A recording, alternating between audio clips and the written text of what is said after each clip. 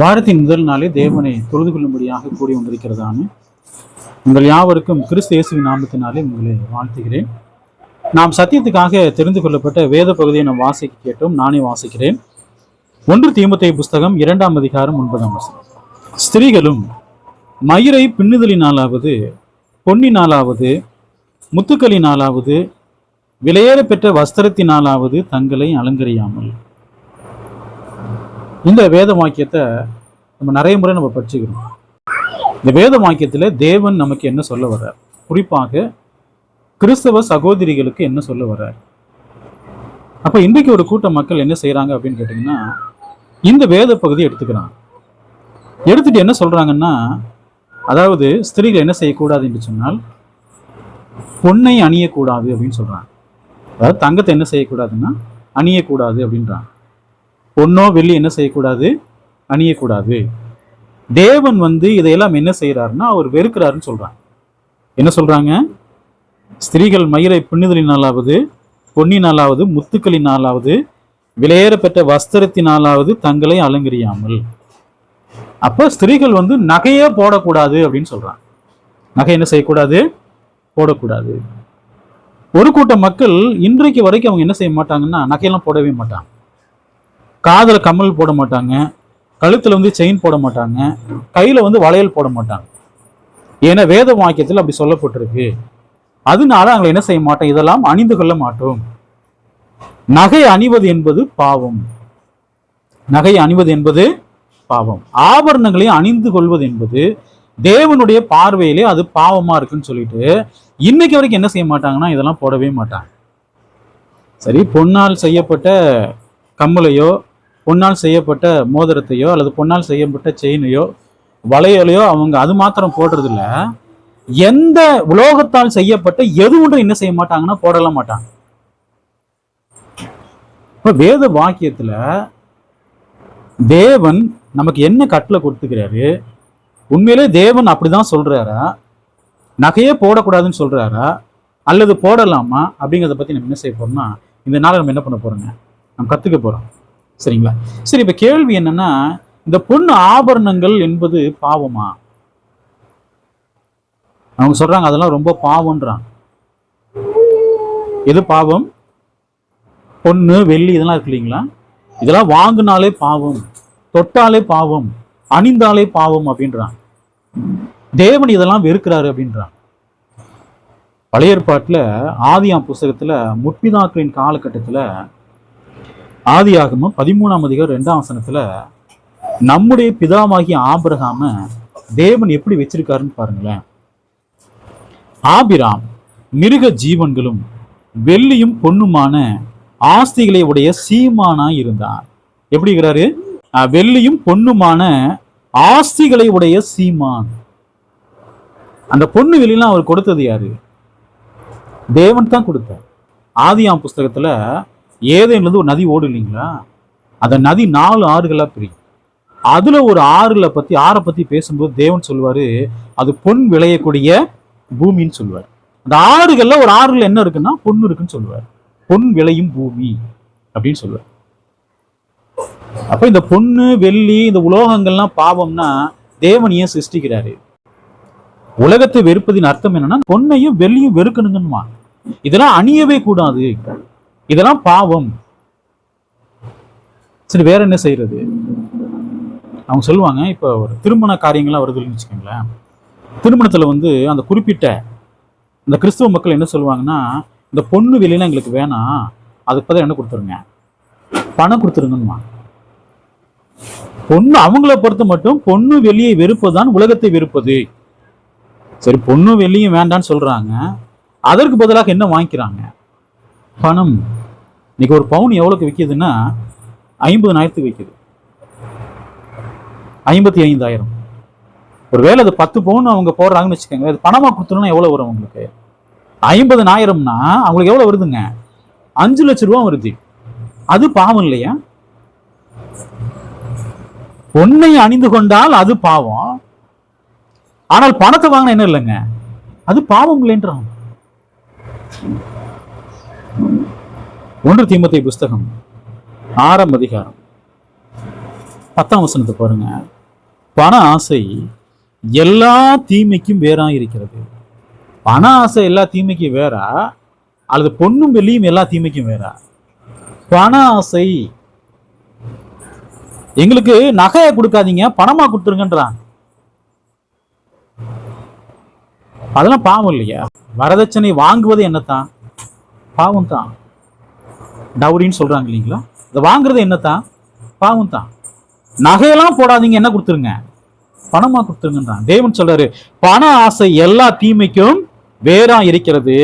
சிலர் அதை இச்சித்து விசுவாசத்தை விட்டு வழுவி அநேக வேதனைகளாலே தங்களை உருவ குத்தி கொண்டிருக்கிறார்கள். பண ஆசை தான் எல்லா தீமைக்கும் வேறு. காதுல ஒரு சின்ன கம்மல் போட்டுக்கிறதோ, கழுத்துல ஒரு சின்ன செயின் போட்டுக்கிறதோ, அல்லது கையில ஒரு வளையல் போட்டுக்கொள்வதோ, சகோதரிகள் போட்டுக்கொள்வதோ, அதெல்லாம் பாவமா? எனக்கு இதெல்லாம் வேண்டாம், எனக்கு பணமா கொடுத்துருங்கன்னா அது பாவமே கிடையாது. அப்ப தேவன் புதிய ஏற்பாட்டுல நகைகளே போடக்கூடாது, ஆபரணங்களே அணியக்கூடாதுன்னு சொல்றாரா? ஸ்திரீகள் மொட்டையா தான் இருக்கணும்னு சொல்றாரா? பாருங்க, அதான் நம்ம என்ன செய்ய போறோங்க? வேத ஆதாரத்தோடு நம்ம என்ன செய்ய போறோம்னா கத்துக்க போறோம். நம்ம என்னதான் வேத ஆதாரத்தை நம்ம கொடுத்து நம்ம பேசினாலும் கூட, இந்த யூடியூப்லாம் பார்த்தீங்கன்னா சில பேர் கீழே கமெண்ட்ஸ்ல போட்டிருக்கிறான், இது கள்ள உபதேசம், யாரும் என்ன செய்யாதீங்க, கேட்காதீங்க. ஒருத்தரவே தொடர்ந்து என்னுடைய வீடியோ கீழே அதை போட்டு வச்சுக்கிறேன், இது கள்ள உபதேசம், யாரும் என்ன செய்யாதீங்க, கேட்காதீங்க. அதான் அவர்கிட்டே கேட்டேன், இது கள்ள உபதேசம் நீங்க சொல்றீங்க, சரியான உபதேசம் என்னங்கிறத என்ன செய்யுங்க, கீழே பதிவு பண்ணுங்க. பதிவு பண்ண முடியுமா? தேவனுடைய வார்த்தையை நாம் போதிக்கிறோம் என்று சொன்னால், வேத வாக்கியத்திலே தேவன் நமக்கு என்ன சத்தியத்தை வெளிப்படுத்துகிறாரோ அந்த சத்தியத்தை நம்ம என்ன செய்யறோங்க, காண்பிக்கிறோம். நம்மை நியாயம் தீர்க்க போவது எதுன்னா வேத வாக்கியங்கள் தான். அதுல இருந்து நாம் என்ன செய்யறோம், சத்தியத்தை நாம் கற்றுக்கொள்கிறோம். ஆவிக்குரியதை நம்ம என்ன செய்யறோம், சம்பந்தப்படுத்தி என்ன பண்றோங்க, காட்டுறோம். இவங்க இந்த பொண்ணு வெளியெல்லாம் பாவம்னு சொல்றாங்க இல்லைங்களா, அதுக்கு காரணம் என்னன்னு அவங்க சொல்றாங்கன்னா, யாத்திரா புஸ்தகத்துல இஸ்ரவேல் ஜனங்கள் எகிப்துல இருந்து விடுதலையாகி வனாந்திரத்துக்கு வர்றாங்க. வனாந்திரத்துக்கு வரும்போது மோசே பிரமாணத்தை வாங்குவதற்காக சீனாய் மலைக்கு போயிட்டார். அவர் திரும்பி வரக்கு காலதாமதம் ஆயிடுச்சு. கீழே அந்த ஜனங்கள் என்ன கேட்டாங்கன்னா, எங்களை அழைத்து கொண்டு போகும் தெய்வங்களை எங்களுக்கு வேணும் அப்படின்னு கேட்டாங்க. மேலே போன மோசைக்கு என்ன ஆச்சுன்னு எங்களுக்கு தெரியாது. இங்க இருந்து எங்களை அழைச்சிட்டு போறதுக்கு எது தேவை, தெய்வங்களை உண்டு பண்ணும் கேட்டாங்க. யார்கிட்ட கேட்டாங்க, ஆரோன்ட்ட கேட்டாங்க. ஆரோன் என்ன சொன்னார் பாருங்க, யாத்திராகமம் 32ஆம் அதிகாரம்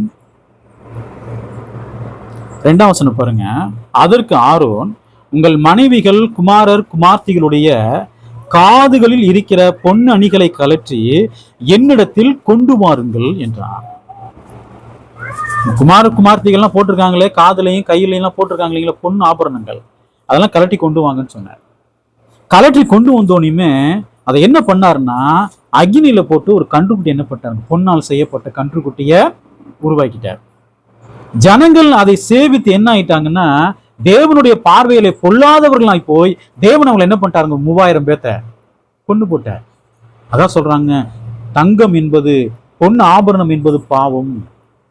பாருங்க, அது பாவத்துக்கு என்ன ஆயிடுச்சு, வழி நடத்திருச்சு. அதனால பொன் ஆபரணம் என்ன செய்யக்கூடாது, போடவே கூடாதுன்றான். இஸ்ரவேல் ஜனங்கள் எகிப்துல இருந்து கிளம்புனப்ப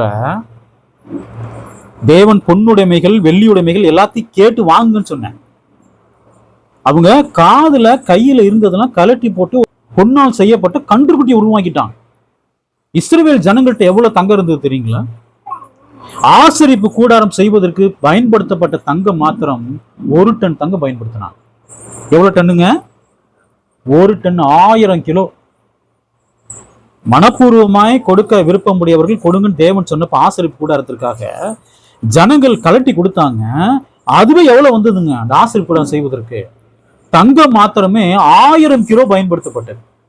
எவ்வளவு தங்கம் வச்சிருந்தாங்க? அவங்க காதுல இருக்கிறத கலட்டி என்ன பண்ணாங்க, கொடுத்து ஒரு பொன் கன்றுக்குட்டியை உருவாக்கிட்டாங்க. யார் உருவாக்குனது? அதற்கு முன்பதாக என்ன செய்றாங்க, ஆடி பாடி குதிக்கிறான்.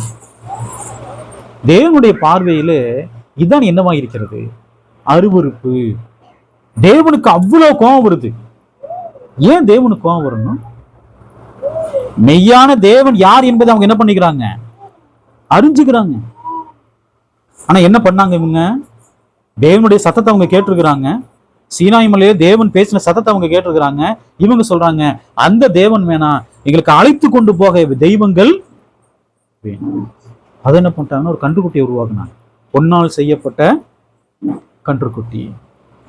அதான் அந்த வசனத்தை மேற்கோள் காட்டுறாங்க. பாத்தீங்களா? பொண்ணு பாவத்துல வழி நடக்குது. அதே நகையை கட்டிதான் எதுக்கும் கொடுத்துக்கிறாங்க? ஆசரிப்பு கூடாரத்துக்கு 1000 கிலோ தங்கத்தை அவங்க தான் கொடுத்துக்கிறாங்க. பொன் என்பது பாவமா? பணம் எல்லாவற்றுக்கும் உதவுமா உதவாதுங்களா? பணம் எல்லாத்துக்குமே உதவும். நீங்க சம்பாதிக்கிறீங்க, வீட்டு தேவைகளை சந்திக்கிறீங்க, அது பாவமே கிடையாது. நீங்க சம்பாதிக்கிறீங்க, அது வேசிகள்கிட்ட கூட அந்த பணத்தை கொடுத்து என்ன ஆகுது? அதுதான் பாவம். எப்படி பயன்படுத்துகிறோம் என்பதுதான் அங்க கேள்வியே. தேவன் என்ன கொடுத்திருக்கிறார்னா தேவனுடைய நாமத்துக்காக நான் என்ன செய்யணும்? அதை பயன்படுத்தணும். சம்பளம் வாங்குறோம், வீட்டுக்கு தேவையான எல்லா மளிகை பொருளையும் வாங்கி போடுறோம், அது பாவமா? இல்ல. பணத்தை சம்பாதிக்கிறோம், வேசிகள்கிட்ட கொடுத்து போய் வேசித்தனம் பண்ண, அது என்னது? பணத்தை எப்படி பயன்படுத்துறாங்க? பாவத்துக்காக பயன்படுத்துறாங்க. இப்ப இஸ்ரவேல் ஜனங்கள் தேவன் கொடுத்தது எதுக்காக பயன்படுத்துறாங்க? பாவத்துக்காக பயன்படுத்துறாங்க. மோசே கீழே இறங்கி அந்த பொன் கன்றுக்குட்டியை நல்லா அரைச்சு எதுல ஊத்தி விட்டாருங்க? ஆத்துல ஊத்தி விட்டு அந்த தண்ணி என்ன செய்ய சொன்னாரு? குடிங்கன்னு சொன்னாரு. ஏன் குடிக்க சொன்னாரு? தண்ணி குடிச்சா என்ன ஆகும்? இயற்கை உபாதைகள் வெளியே போயிடும். அது அப்படிப்பட்டது. பொன்னை பயன்படுத்துகிறோம் என்று சொன்னால் எதற்காக பயன்படுத்தணும், எப்படி பயன்படுத்துறது தான் கேள்வியே. உபாகமம் 7ஆம் அதிகாரம் 25ஆம் வசனம் பாருங்க. அவர்கள் தேவர்களின் விக்கிரகங்களை அக்னியினால் சுட்டெரிக்க கடவாய். நீ அவைகளால் சிக்கி கொள்ளாதபடிக்கு அவைகளில் இருக்கிற வெள்ளியையும் பொன்னையும் இச்சியாமலும் அதை எடுத்துக்கொள்ளாமலும் இருப்பாயாக. அவைகள் உன் தேவனாகிய கர்த்தருக்கு. வெள்ளியோ பொன்னையோ ஒரு தெய்வத்தை உண்டு பண்ணி வச்சிருக்காங்க, என்ன செய்யாத? இச்சிக்காத. அதை என்ன செஞ்சிரு? அழிச்சு போட்டுன்ற. இதெல்லாம் கொடுத்தது யாரு அவங்களுக்கு? பொண்ணு வெள்ளியெல்லாம் கொடுத்தது யாரு? தேவன். பாருங்க, எசேக்கியேல்ல ஒரு அருமையான வேத பகுதி இருக்கு. எசேக்கியேல் புஸ்தகம் 16ஆம் அதிகாரம் 17ஆம் வசனம் பாருங்க.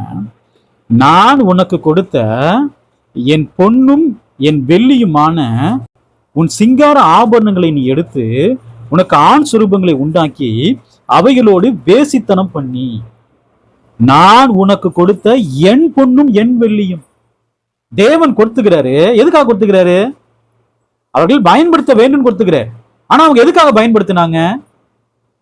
ஆண் சொரூபங்களை உண்டாக்கி அதை என்ன செஞ்சாங்க? தேவன் அப்பதான் என்ன ஆகிறாருங்க? எரிச்சல் ஆகிறார். எசேக்கியேல் 16:19 பாருங்க. நான் உனக்கு கொடுத்த என் அப்பத்தையும் நீ சாப்பிடும்படி உனக்கு கொடுத்த மெல்லிய மாவையும் நெய்யையும் தேனையும் நீ அவைகளின் முன் சுகந்த வாசனையாக படைத்தாய். காரியம் இப்படி ஆயிற்று என்று கர்த்தராகி ஆண்டவர். தேவன் கொடுத்த அப்பம், மெல்லிய மாவு, நெய், தேனு, இதெல்லாம் எது கொடுத்தாரு? அவர்கள் புசித்து சந்தோஷமா இருக்கும்படி கொடுத்துக்கிறார். இவங்க என்ன பண்ணிக்கிறாங்க? இதை கொண்டு போய் விக்கிரகங்களை கொண்டு போய் கொடுத்தாங்க. யாரு? இஸ்ரவேல் ஜனங்கள். தேவன் அப்பதான் என்ன ஆகிறாருங்க? கோபமாட்டார். எப்படி பயன்படுத்துகிறோம் என்பதான் அங்க கேள்வியே. தேவன் கொடுத்த பொன்னாக இருக்கட்டும், வெள்ளியாக இருக்கட்டும், வெண்கலமாக இருக்கட்டும், சில்வராக இருக்கட்டும், பித்தளையா இருக்கட்டும், எது ஒன்றாக இருந்தாலும் சரி, இரும்பாக இருக்கட்டும், எது ஒன்றாக இருந்தாலும் நாம் எப்படி பயன்படுத்துகிறோம் கேள்வி. இஸ்ரவேல் ஜனங்கள் பாவம் செய்யும்படியாக என்ன செஞ்சாங்க? அதை பயன்படுத்தினா. பழைய ஏற்பாட்டில் இருந்த பெரும்பாலான பரிசுத்தவான்கள் எல்லாரும் எப்படிப்பட்டவங்க? எல்லாருமே யாருதாங்க? ஐஸ்வர்யவான்கள். ராஜாக்கள்லாம் யாரு? ஐஸ்வர்யவான்கள். சாலமுடைய நாட்கள்ல வெள்ளி ஒரு பொருட்டாக என்ன செய்யப்படலைங்க? எண்ணப்படவில்லை. இவங்க இன்னும் எதை சொல்லிட்டு கிடக்குறாங்க? ஆரோன் கன்றுக்குட்டியை செஞ்சாரு, நகையெல்லாம் கொடுத்து என்ன பண்ணாங்க? கன்றுக்குட்டியை செஞ்சாரு, அதனால நம்ம என்ன செய்யக்கூடாதெல்லாம் போடக்கூடாதெல்லாம் பாவம். அது விற்கிறதுக்கு பயன்படுத்தினாலும் அது என்னது, அது பாவம். இப்ப கேள்வி என்னன்னா, இன்றைய நாட்களில், ஏன்னா அதெல்லாம் பழைய ஏற்பாடு இல்லைங்களா, மோசே நியாயப்பிரமாணம், ஆதியாகமம் புஸ்தகம் பழைய ஏற்பாடு. இன்றைய நாட்களில் கிறிஸ்தவ சகோதரிகள் பொண்ணை அணிந்து கொள்ளலாமா, வளையல் போட்டுக்கொள்ளலாமா, செயின் போட்டுக்கொள்ளலாமா, கம்மல் போட்டுக்கொள்ளலாமா? அதான் கேள்வி. மத்தேயு சுவிசேஷம் 23ஆம் அதிகாரம் 16-17 பாருங்க. குருடரான வழிகாட்டிகளே, உங்களுக்கு ஐயோ, எவனாகிலும் தேவாலயத்தின் பேரில் சத்தியம் பண்ணினால் அதனால் ஒன்றும் இல்லை என்றும், எவனாகிலும் தேவாலயத்தின் பொன்னின் பேரில் சத்தியம் பண்ணினால் அவன் கடனாளி என்றும் சொல்கிறீர்கள். மதிகேடரே, குருடரே, எது முக்கியம்? பொன்னோ, பொன்னை பரிசுத்தமாக்குகிற வேத பாரகர் பரிசேயர் இருக்கிறாங்க, அவங்க எதை முக்கியம் நினைக்கிறாங்க? தேவாலயம் முக்கியம் நினைக்கிறாங்களா அல்லது பொண்ணை முக்கியம் நினைக்கிறாங்களா? பாருங்க, தேவாலயத்தின் பேரில் சத்தியம் பண்ணா அதனால எந்த பிரச்சனையும் இல்லைன்றாங்க. ஆனால் பொன்னின் பேரில் சத்தியம் பண்ணா நீ கடனாளி அப்படின்னு சொல்றாங்க. அப்பதான் கேட்கிறாரு, மதிகேடரே, குருடரே, எது முக்கியம்? பொன்னோ, பொன்னை பரிசுத்தமாக்குகிற தேவாலயமோ? அப்ப தேவன் நம்மிடத்தில் என்ன எதிர்பார்க்கிறாரு? எது முக்கியம் என்பதை நாம் என்ன செய்து தெரிந்து கொள்ள வேண்டும். எது முக்கியம் என்பதை நாம் என்ன செய்து கொள்ள வேண்டும்? தெரிந்து கொள்ள வேண்டும். தேவனுடைய சபையாக நாம் கூடி வருகிறோம் என்று சொன்னால் நாம் நிதானிக்கணும். தேவன் எதை முக்கியம் சொல்றாரு, எது முக்கியம் இல்லைன்னு சொல்றா, நம்ம என்ன செய்ய நிதானிக்கணும். பாருங்க, இங்க வசனத்துல வாசிக்கிறோம், மத்தேயு புஸ்தகம் 6ஆம் அதிகாரம் 21ஆம் வசனம் பாருங்க. உங்கள் பொக்கிஷம் எங்கே இருக்கிறதோ அங்கே உங்கள் இருதயமும். அப்ப வேத பாரகர்கள் பரிசேயரோட இருதயம் எங்க இருந்தது? தேவாலயத்தின் மேல இருந்ததா அல்லது தேவாலயத்தின் பொன்னின் பேர்ல இருந்ததா? தேவாலயத்து பொண்ணு பேர்ல தான் அவங்க இருதயமே இருக்குது. அப்ப நம்முடைய இருதயம் எங்க எங்க எங்க இருக்குது? பொண்ணு பேர்ல இருக்கா அல்ல கர்த்தருடைய சபையின் பேர்ல இருக்கா? இருதயம் எங்க இருக்குங்க? அப்ப நம்ம நிதானிக்க வேண்டிய அவசியம் இருக்கிறது. என்ன நிதானிக்கணும்? கிறிஸ்தவ சகோதரிகள் பொன் ஆபரணங்களை போடலாமா? வசனத்தை நம்ம வாசிக்கலாம். 1 பேதுரு புஸ்தகம் 3ஆம் அதிகாரம் 3ஆம் வசனம் பாருங்க. மயிரை பின்னி பொன் ஆபரணங்களை அணிந்து உயர்ந்த வஸ்திரங்களை உடித்து கொள்ளுதலாகிய புறம்பான அலங்கரிப்பு உங்களுக்கு அலங்காரமாய் இராமல். இந்த வசனத்தை மேற்கொள்ள எடுத்துக்கிறாங்க, காமிக்கிறாங்க. பாருங்க, பொண்ணெல்லாம் போடக்கூடாது, அலங்காரமே செய்யக்கூடாதுன்றாங்க. சரி, இந்த அலங்காரம்னு ஒரு வார்த்தை பயன்படுத்துறாரு இல்லைங்களா? அலங்காரம்னா என்ன? அது ஆங்கிலத்தில் என்ன சொல்லுவாங்க? மேக்கப் சொல்லுவாங்க இல்லைங்களா? அலங்காரம். சாதாரணமா இருக்கிறதுக்கும் அலங்காரம் பண்றதுக்கு என்ன இருக்குங்க? வித்தியாசம் இருக்கு. தேவன் என்ன பண்ண வேணான்னு சொல்றாரு? அலங்காரம். ஏசாயா புஸ்தகம் 61ஆம் அதிகாரம் 10ஆம் வசனம் பாருங்க. இந்த அலங்காரம்ங்கிற வார்த்தை யாருக்கு பயன்படுத்துறாங்கிறது மாத்திரம் பாருங்க. கர்த்தருக்குள் பூரிப்பாய் மகிழ்கிறேன், என் தேவனுக்குள் என் ஆத்துமா களி கூர்ந்திருக்கிறது. மணவாளன் ஆபரணங்களினால் தன்னை அலங்கரித்துக் கொள்கிறதற்கும் மணவாட்டி நகைகளினால் தன்னை சிங்காரித்துக் கொள்வதற்கும் ஒப்பாக. யார் அலங்காரம் பண்ணுவா? அலங்காரன்ற வார்த்தையை தேவன் யாருக்கு பயன்படுத்துறாருங்க? மணவாளன், மணவாட்டி. ஒரே திருமணத்தை நீங்க போறீங்கன்னா அங்க அலங்காரமா இருக்கிறது யாரு? மணவாளன். எப்படி இருப்பாங்க? மற்ற நாட்களை விட அவங்க எப்படி இருப்பாங்க? மற்ற நாட்கள்ல சாதாரணமா இருப்பாங்க. திருமண நாள்ல எப்படி இருப்பாங்க? அலங்கரிக்கப்பட்டு இருப்பார்கள். முதல்ல தேவனுடைய வார்த்தையை கவனமா கவனிக்கணும். அலங்கரிப்புன்ற வார்த்தை தான் அவர் பயன்படுத்துறார். பின்னாடி வரும் அந்த வசனத்துக்கு. அப்போ திருமணத்தை நீங்க போறீங்கன்னா அங்கே மணவாளன், மணவாட்டி என்ன செய்யப்பட்டிருப்பாங்க? அலங்கரிக்கப்பட்டிருப்பார்கள். அலங்காரம் அர்த்தம் உங்களுக்கு தெரியுது இல்லைங்களா? சாதாரணமா இருக்கிறதுக்கும் அலங்கரிக்கிற வித்தியாசம் இருக்கு இல்லைங்களா? இப்ப இந்த மணப்பெண் இருக்காங்க இல்லைங்களா, இந்த மணவாட்டி சாதாரணமான நாட்கள் எப்படி இருப்பாங்க? கழுத்துல ஒரு செயின் போட்டு இருந்திருப்பாங்க, காதை என்ன போட்டிருப்பாங்க, ஒரு கம்மல் போட்டு இருந்திருப்பாங்க, கையில வளையல் போட்டிருப்பாங்க. அதான் சாதாரணமா இருந்திருப்பாங்க. ஆனா திருமணம் நடைபெறக்கூடிய நாள் எப்படி இருப்பாங்க? கழுத்து நிறைய நகை போட்டிருப்பாங்க, முடி என்ன பண்ணிருப்பாங்க, அலங்காரம் பண்ணிருப்பாங்க, உயர்ந்த வஸ்திரத்தை என்ன பண்ணிருப்பாங்க, உடுத்தி இருப்பாங்க. மணமகன் எப்படி இருப்பாரு? சாதாரணமா இருக்கிறவர் நீங்க எப்படி இருப்பாருங்க? அவரும் அலங்கரிக்கப்பட்டிருப்பார். இதுதான் அலங்காரம். இன்னொரு வசனத்தை பாருங்க, வெளிப்படுத்தும் விசேஷம் 21ஆம் அதிகாரம் 2ஆம் வசனம் பாருங்க. யோவானாகிய நான் புதிய எருசலேம் ஆகிய பரிசுத்த நகரத்தை தேவனிடத்திலிருந்து பரலோகத்தை விட்டு இறங்கி வர கண்டேன். அது தன் புருஷனுக்காக அலங்கரிக்கப்பட்ட மணவாட்டியை போல. மணவாட்டி எப்படி இருப்பாங்க? அலங்கரிக்கப்பட்டு. அலங்காரம் இருக்காங்களா? அலங்காரம் நமக்கு என்னன்னு தெரியுது இல்லைங்களா? இன்னொரு வார்த்தை இருக்கு, அந்த வார்த்தையை கவனிங்க. தேவாலயத்தை பார்க்கும்போது எப்போதுமே சாதாரணமா இருக்கும். எருசலேம் தேவாலயத்தை பார்க்கும்போது ஒரு முறை இயேசு கிறிஸ்துவினிடத்தில் அப்படி சீசர்கள் சொன்னாங்க. லூக்கா புஸ்தகம் 21ஆம் அதிகாரம் 5ஆம் வசனம் பாருங்க. பின்பு சிறந்த கற்களினாலும் காணிக்கைகளினாலும் தேவாலயம் அலங்கரிக்கப்பட்டிருக்கிறதை குறித்து சிலர் சொன்னபோது, இப்ப தேவாலயம் எப்படி இருக்குது?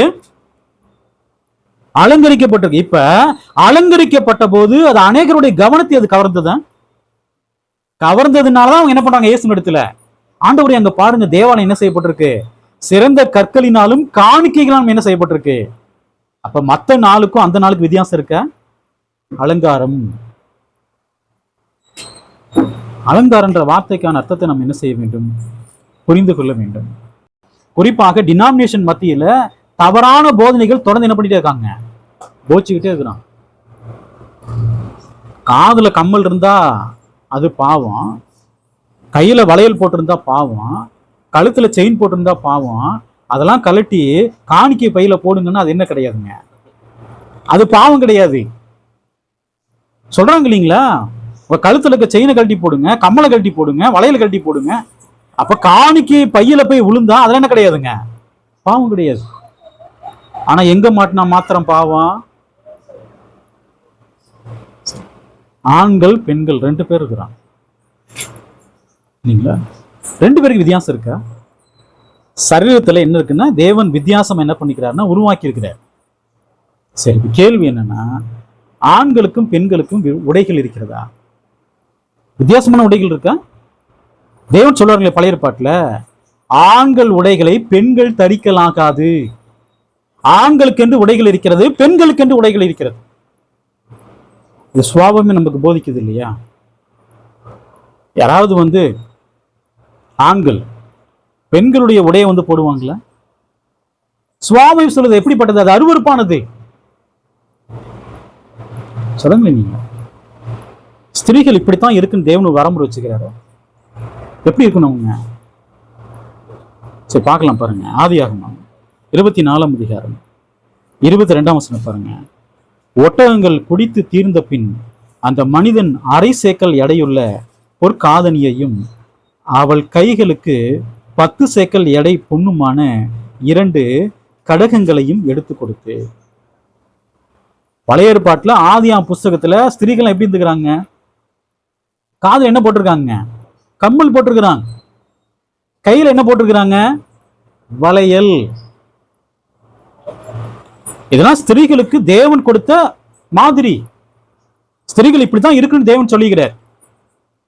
பெண்களுக்கு என்று உடைகள் இருக்கிறது. பெண்கள் என்ன அணியணும்? இங்க இந்த கையில வளையல் போட்டது யாரு? காதுல கம்மல் போட்டது யாரு? ஈசாக்கின் மனைவியாகிய. இதெல்லாம் போட்டதுனால தேவன் அவங்களை தள்ளிட்டாரா? இருக்கா இல்லைங்களா? யாத்திராகமம் 35ஆம் அதிகாரம் 22ஆம் வசனம் பாருங்க. மனப்பூர்வமுள்ள ஸ்திரீ புருஷர் யாவரும் அஸ்த கடகங்கள், காதணிகள், மோதிரங்கள், ஆரங்கள் முதலான சகலவித பொன் ஆபரணங்களையும் கொண்டு வந்தார்கள். அவங்க வச்சிருக்காங்களா? இஸ்ரவேல் ஜனங்கள் எல்லாருமே என்ன போடுறாங்க? அவங்க என்ன போட்டுக்கிறாங்க? அஸ்த கடங்களை போட்டுக்கிறாங்க, காதணிகளை போட்டுக்கிறாங்க, மோதிரங்களை போட்டுக்கிறாங்க. ஆரங்கள் என்ன அர்த்தங்க? இதெல்லாம் இஸ்ரவேல் ஜனங்கள் என்ன பண்ணிக்கிறாங்க? அதெல்லாம் போட்டு இருந்துக்கிறாங்க. அப்ப தேவன் ஆசரிப்பு கூட இருக்கா கேட்ட போது என்ன பண்றாங்க? அதெல்லாம் எடுத்து கொடுக்குறாங்க. மோதிரம் போட்டிருக்காங்க, அஸ்தகடங்களை போட்டிருக்காங்க, கையில வளையல் போட்டிருக்கிறாங்க. இதெல்லாம் ஸ்திரீகளுக்குரிய ஒரு மாதிரி. ஸ்திரீகள்னா இப்படித்தான் இருக்கணும் தேவன் சொல்லிக்கிறார். நான் கையில வளையல் போட்டா எப்படி இருக்கும்? காதுல கம்மல் போட்டா எப்படி இருக்கும்? இதெல்லாம் அருவருப்பு. ஒரு ஆண் இதெல்லாம் என்ன செய்யக்கூடாதுங்க? போடக்கூடாது. இதெல்லாம் அருவருப்பு. பழைய ஏற்பாட்டுல காதணிகள் வளையெல்லாம் யார் தான் போடுவாங்க? ஸ்திரீகள் தான் போடுவாங்க. நெக்லஸ் யார் போடுவா? ஒரு ஆண் இருக்கான்னு வச்சுக்கோங்களேன், கழுத்துல செயின் போடலாம், நெக்லஸ் போட்டு போனா எப்படி இருக்கும்?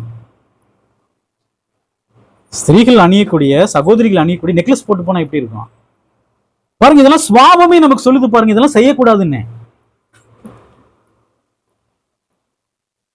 இஸ்ரவேல் ஜனங்களை பத்தி தேவன் சொல்லும் பொழுது எசேக்கியேல் புஸ்தகம் 16ஆம் அதிகாரம் 11, 12, 13 பாருங்க.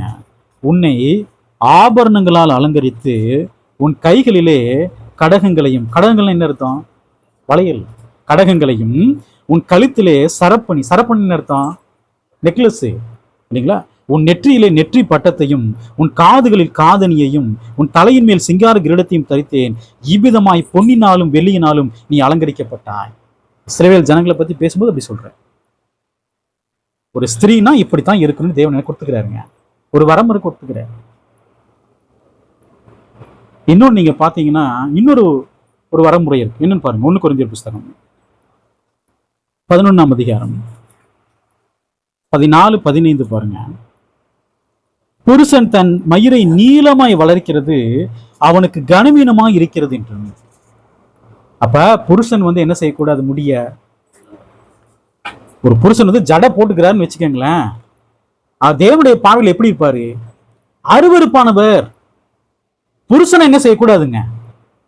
முடிய நீளமா வளர்க்கவே கூடாது. யார் நீளமா வளர்க்கணும்? அடுத்த வசனம் பாருங்க. ஸ்திரீ தன் மயிரை நீளமாய் வளர்க்கிறது அவளுக்கு மகிமையா இருக்கிறது என்று சுவாபமே உங்களுக்கு போதிக்கிறது இல்லையா? அப்ப சகோதரிகள் முடி எப்படி வளர்க்கணும்? ஆண்கள் என்ன செய்யக்கூடாது? முடிய நீளமா, அது கனவீனம். சகோதரிகள் முடி எப்படி வளர்க்கணுங்க? நீளமாய் வளர்ப்பது அவர்களுக்கு என்னவா இருக்கான்? மகிமை. பெண்ணுக்கென்று உடைகள் இருக்கிறது, பெண்ணுக்கென்று தோற்றங்கள் இருக்கிறது. அவர்கள் எப்படி அணிய வேண்டும்? காதணிகள், கையில போடக்கூடிய வளையல் இல்லைங்களா, கழுத்துல போடுற செயின், இப்படித்தான் இருக்குன்னு தேவன் என்ன கொடுத்துக்கிறாருங்க?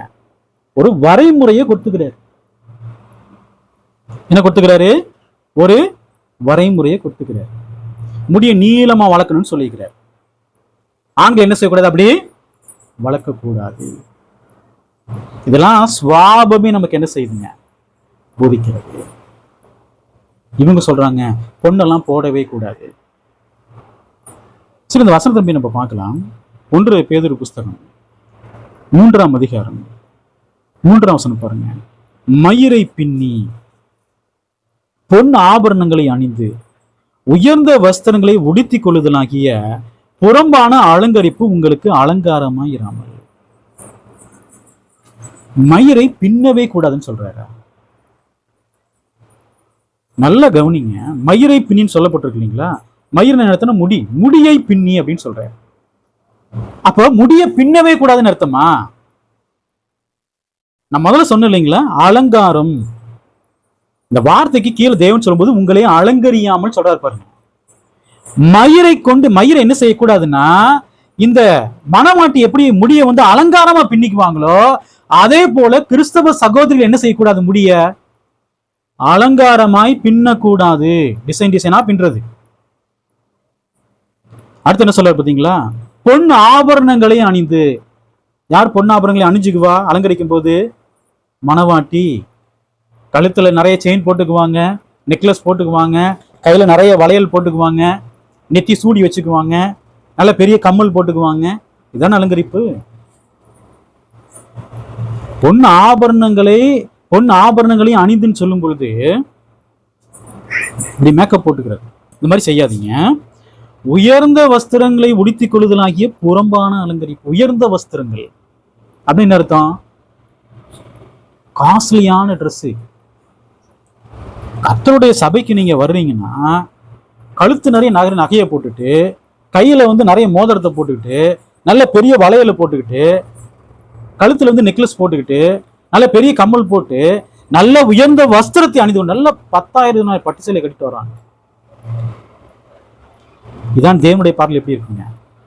இதுதான் அருவருப்பு. சகோதரிகள் முடிய பின்னிட்டு வர்றது அருவருப்பா? தேவன் இதெல்லாம் செய்யவே வேண்டான்னு சொல்றாரு, அலங்கரிக்க வேண்டான்னு சொல்றாரு. பாருங்க வசனத்துல, உயர்ந்த வஸ்திரங்களை உடுத்திக் கொள்ளுதல். இதெல்லாம் எப்படிப்பட்ட அலங்கரிப்பு? புறம்பான அலங்கரிப்பு உங்களுக்கு அலங்காரமாயிரும். இதெல்லாம் செய்யவே வேணான்னு சொல்ல, இந்த மாதிரி செய்யாதீங்கன்னு சொல்றேன். ஏன்னா கர்த்தருடைய சபையில கூடி வருகின்ற பொழுது அங்க யாரு வருவாங்க? தரித்திரப்பட்டவங்க அங்க வருவாங்க இல்லைங்களா? அப்படி நம்ம நல்ல உயர்ந்த வஸ்திரத்தை போட்டுட்டு தேவன் சொன்ன மாதிரி நம்ம அலங்கரிச்சுட்டு வரும்பொழுது அவர்களுக்கு அது என்னவா இருக்கும்? இடரல். எப்படிதான் வரணுங்க கர்த்தருடைய சபைக்கு? சாதாரணமா தான் வரும். கழுத்துல ஒரு செயின் போடுறதோ, காதுல ஒரு கம்மல் போடுறதோ, சகோதரிகள் கையில ஒரு வளையல் போட்டு வர்றதோ என்ன இடர்ல ஏற்படுத்த போகுது தேவனுடைய சபைக்கு? எந்த இடர்லையும் ஏற்படுத்தாது. 1 தீமோத்தேயு புஸ்தகம் 2ஆம் அதிகாரம் 9ஆம் வசனம் பாருங்க. ஸ்திரீகளும் மயிரை பின்னுதலினாலாவது, பொன்னினாலாவது, முத்துக்களினாலாவது, விலையேறப்பட்ட வஸ்திரத்தினாலாவது தங்களை அலங்கரியாமல். இதெல்லாம் கொண்டு, எதை கொண்டு? பொண்ணு, முத்து, விலையேறப்பெற்ற வஸ்திரம், இதை கொண்டு உங்களை என்ன செய்யாதீங்க? புது மணமகளை போல என்ன செய்யாதீங்க? அலங்கரித்து கொள்ளாதீங்கன்னு சொல்ற. மணப்பெண்ணை போல் என்ன செய்ய வேண்டாம்? அலங்கரித்து கொள்ளாதீங்க. இதெல்லாம் போடவே வேணாம் தேவன் சொல்லல. தேவன் பொண்ணுக்கும் வெள்ளிக்கும் அவர் சத்துருவா இருக்காரா? பூமி அது நிறைவும் எல்லாம் யாருடையது? எல்லாமே தேவன் உண்டாக்கணும் தான். தேவன் தம்முடைய சிருஷ்டிப்பை அவர் வெறுப்பார? தேவன் வெறுக்க மாட்டார். ஆனா இவங்க சொல்றாங்க நீங்க வெறுக்கணும் அப்படின்றாங்க. ஆபிரகாம் பொண்ணும் வெள்ளியுடைய சீமானா இருந்தார், பாத்துல விழுந்து போயிட்டாரு. ஆபிரகாம் தன்னுடைய இருதயத்தை எது மேல வைக்கலங்க? அந்த பொண்ணு மேலேயோ வெள்ளி மேலே வைக்கல. தன்னுடைய இருதயத்தை அவர் யார் மேல வச்சிருந்தாரு? தேவன் மேல. பழைய ஏற்பாட்டு எல்லா பரிசுத்தவான்களும் தங்களுடைய நம்பிக்கையை, தங்களுடைய இருதயத்தை எது மேல வைக்கல? தன்னுடைய ஆஸ்திகள் மேல வைக்கல, பொண்ணு மேல வைக்கல, வெள்ளி மேல வைக்கல. யோபுவும் தன்னுடைய ஆஸ்தியின் மேல வைக்கலங்க, இருதயத்தை வைக்கவில்லை. பொண்ணு மேலேயோ வெள்ளி மேலேயோ யோபுவும் என்ன செய்யல? நம்பிக்கை வைக்கல. யார் மேல நம்பிக்கை வைக்கிறாரு? தேவன் மேல. அலங்கரித்து கொண்டு நாம் என்ன செய்யக்கூடாது? இடர்களை ஏற்படுத்த கூடாது. அப்ப முடியை பின்னுதலின் நாளாவதுன்னு சொல்லும் போது எதை பத்தி பேசுறாரு? மயிரை அலங்காரமா பின்னாதீங்க, முடிய அலங்காரமா பின்னாதீங்க.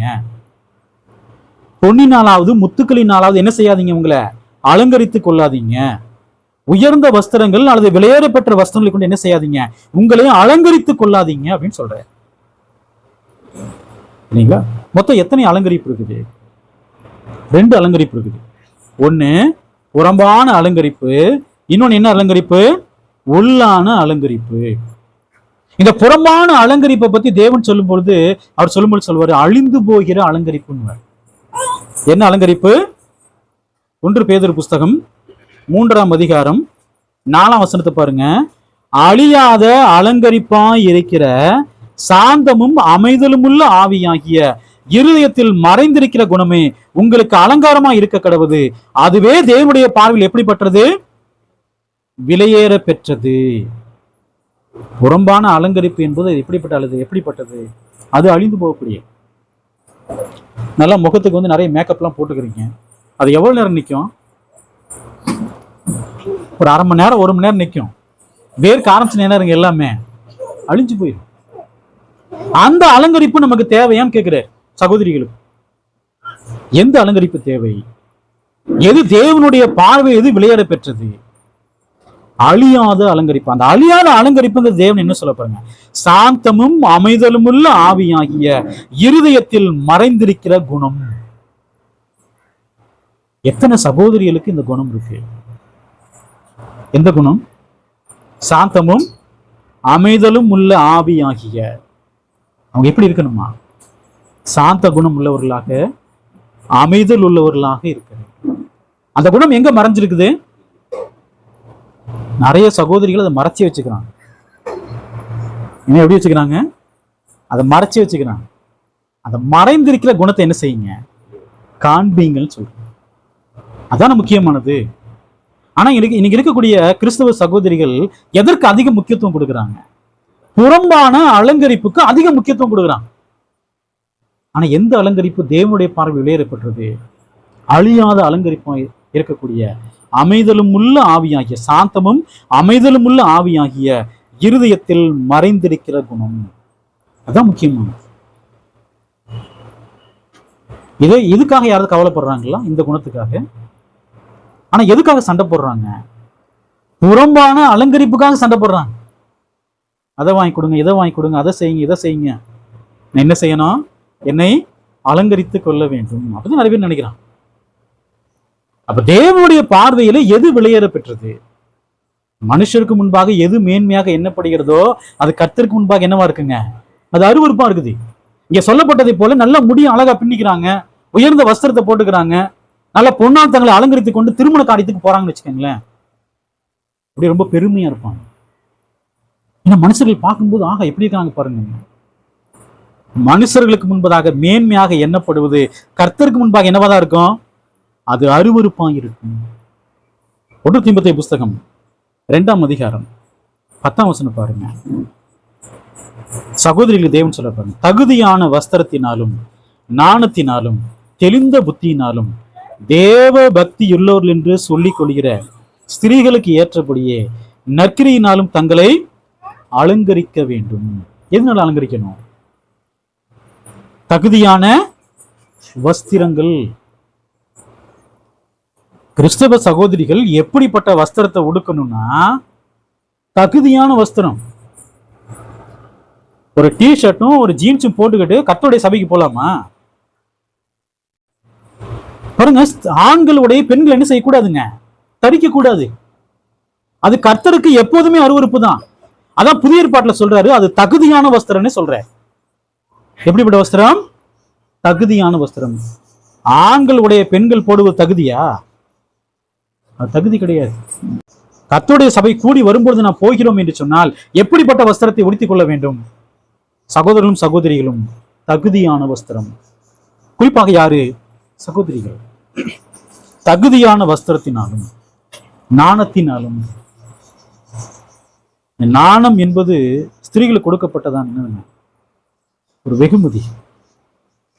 தேவன் கொடுத்துக்கிற நாணம் பாருங்க. இந்த நாணம் இல்லாத ஸ்திரீகள் யார் தெரியுங்களா? தேவன் சொல்வாரு, சோர ஸ்திரீயின் நெற்றி உனக்கு இருக்கிறது, நீ நாணம் அடையாமல் இருக்கிறாங்க. வெட்கம் என்பது தேவன் அவங்களுக்கு கொடுத்த ஒரு குணாதிசயம் இல்லைங்களா? இந்த பெண்மைக்குரிய அந்த குணாதிசயம் என்ன? நாணம். தேவன் சொல்றாரு அவங்க அப்படி இருக்கணும். நாணத்தினாலும், அடுத்து சொல்ல தெளிந்த புத்தியினாலும். எப்படிப்பட்ட மனம் இருக்கணும் அவங்களுக்கு? தெளிந்த மனம். எது ஒன்றையும் நிதானிக்கக்கூடிய மனம் அவங்கள்ட்ட இருக்கணும். தெளிந்த புத்தியினாலும் தேவ பக்தி உள்ளவர் என்று சொல்லிக் கொள்கிற ஸ்திரீகளுக்கு ஏற்றபடியே. ஞாயிற்றுக்கிழமை காலையில நீங்கள் வஸ்திரத்தை உடுத்தும் போது சகோதரிகள், இந்த வஸ்திரத்தை நான் போட்டா இன்னையெல்லாம் என்ன சொல்லணும்? தேவ பக்தியுள்ள ஸ்திரீகள் சொல்லணும். அப்படிப்பட்ட வஸ்திரத்தை நான் தரித்து கொண்டிருக்கிறேன்னா நிதானிக்கணும். அப்படியே உயர்ந்த வஸ்திரத்தை போட்டு கர்த்தருடைய சபைக்கு வந்தா என்ன ஆகும்? அப்படி வராங்க இல்லைங்களா? அப்படி என்ன செய்யக்கூடாதுங்க. அப்ப ஏற்றபடி நற்கிரியினாலும் தங்களை அலங்கரிக்க வேண்டும். அப்படிதான் அலங்கரிக்கணும். தேவன் நகையே போடக்கூடாதுன்னு சொல்றாரா? இன்னைக்கு அது ஒரு சட்டமா வச்சுக்கிறாங்க. ஒரு சகோதரி சொல்றாங்க, பிரதர், என்னுடைய கணவர் ஒரு கொஞ்சம் முடியாம இருந்தார். அப்ப நான் ஒரு வேண்டுதல் பண்ணிட்டேன் தேவன்கிட்ட.